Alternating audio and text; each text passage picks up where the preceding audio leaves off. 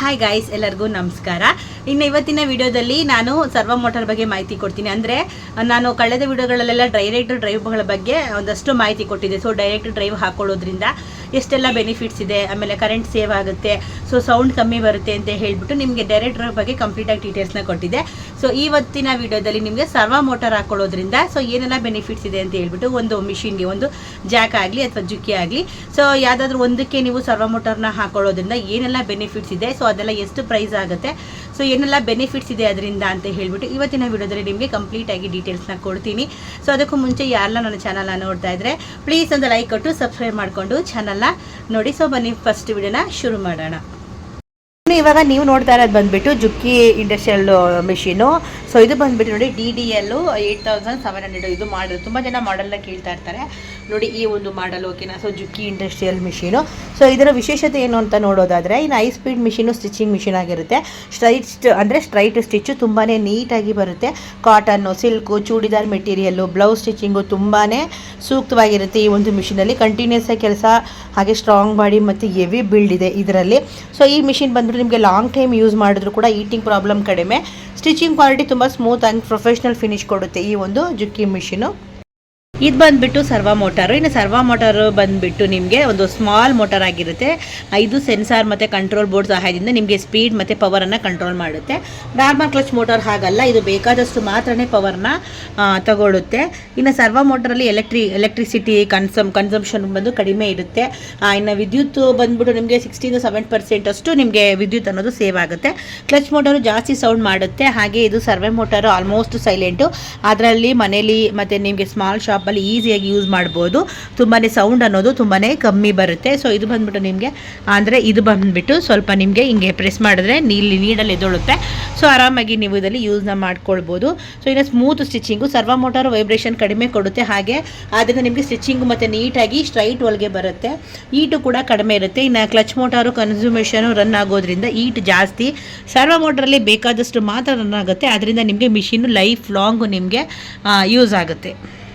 ಈ servo motor ಬಂದು ಯಾರಿಗೆ ಯೂಸ್ ಅನ್ನುತ್ತೆ ಅನ್ನೋದಾದರೆ, ಇನ್ನು ಬಿಗಿನರ್ಸ್ಗಳಿಗೆ, ಲೇಡೀಸು ಟೈಲರಿಂಗ್ ಶಾಪ್ ಇಟ್ಕೊಂಡಿರ್ತಾರಲ್ಲ, ಸೊ ಅವ್ರಗಳಿಗೆ, ಆಮೇಲೆ ಬೋಟಿಕ್ಕು, ಹಾಗೆ ನಿಮಗೆ ಪವರ್ ಬಿಲ್ ಕಡಿಮೆ ಬರುತ್ತೆ. ಹಾಗೆ ಸೈಲೆಂಟ್ ವರ್ಕಿಂಗು ಎನ್ವಿರಾನ್ಮೆಂಟ್ ಬೇಕಾದರೆ ನೀವು ಇದನ್ನು ಯೂಸ್ನ ಮಾಡ್ಕೊಳ್ಬೋದು.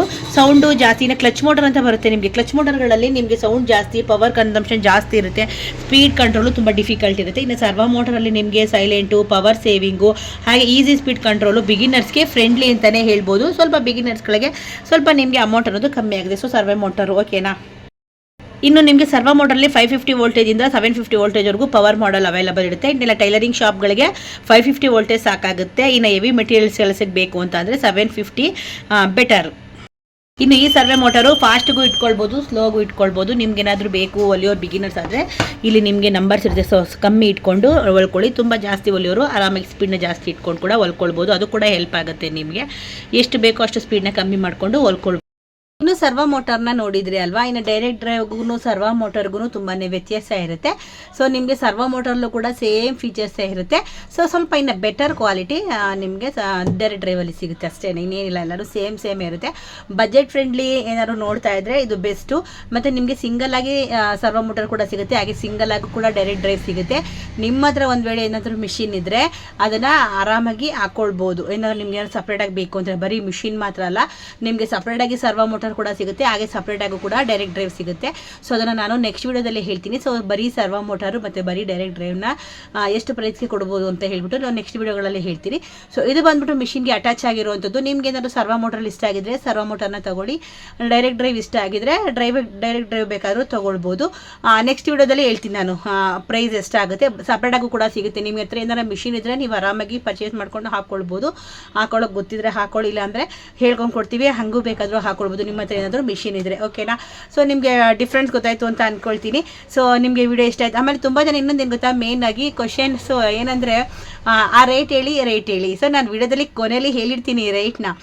ಸೊ ಆದ್ರೂ ಕಮೆಂಟಲ್ಲಿ ಬಂದ್ಬಿಟ್ಟು ರೇಟ್ ಹೇಳಿ ಅಂತ ಅಂದರೆ, ಸೊ ನೀವು ವಿಡಿಯೋನೇ ನೋಡಿದ್ರೆ ಸುಮ್ಮನೆ ರೇಟ್ ಹೇಳಿದರೆ, ಸೊ ವಿಡಿಯೋ ಫುಲ್ ನೋಡಿ, ಅದ್ರ ಮಾಹಿತಿ ಬೇಕಲ್ವಾ. ಸುಮ್ಮನೆ ಪ್ರೈಸ್ ತಿಳ್ಕೊಂಡ್ರೆ ಏನೂ ಬರಲ್ಲ.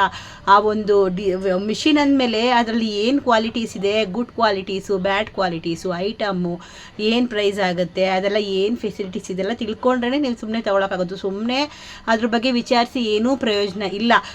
ನೀವು ಕ್ಲಿಯರಾಗಿ ವಿಡಿಯೋನ ನೋಡಿದ್ರೆ ಅರ್ಥ ಆಗುತ್ತೆ. ನಿಮ್ಗೆ ಆಮೇಲೆ ಬೇಕಾದ್ರೆ ನೀವು ಮುಂದಕ್ಕೆ ಮಾಡ್ಕೊಳ್ಬೋದು. ನೀವು ಸುಮ್ಮನೆ ಹಂಗೆ ಮಾಡಿದ್ರೆ ಖಂಡಿತವಾಗ್ಲೂ ಅರ್ಥ ಆಗಲ್ಲ. ಸುಮ್ಮನೆ ಬಂದ್ಬಿಟ್ಟು ಮೆಸೇಜ್ ಹಾಕ್ಬಿಟ್ಟು ನಮಗೆ ಬರೀ ರೇಟ್ ಹೇಳಿ ಅಂತ ಅನ್ನೋದಕ್ಕಿಂತ ಒಂದ್ಸಲ ಕಂಪ್ಲೀಟಾಗಿ ವಿಡಿಯೋನ ನೋಡಿ ಕ್ಲಿಯರಾಗಿ ನಿಮಗೆ ಅರ್ಥ ಆಗುತ್ತೆ.